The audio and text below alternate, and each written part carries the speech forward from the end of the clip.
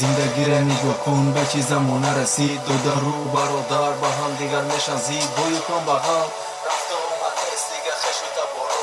خبرگیری نیست دیگه همه به کار خود بند نیست مهری آدمی وقتی که تو سون داری حرمتی کلان داری کسی نمیکنه پروا همه ما برابر در پیش خدا بسیار دخترای ما دور اسلام شدن پیوسته به اینترنت بیشتر مهیا شدن صورتهای خودشان در اینترنت پاختن ادنا کلاسیک اینستاگرام و هزاری لایک ما حیران میشم آیندهشان چی میشه این روزه که فردا خانه دار میشم خبره که توی کرد بچه قصه میتالون خوشبختی میخواهد که در یکی خانه ویران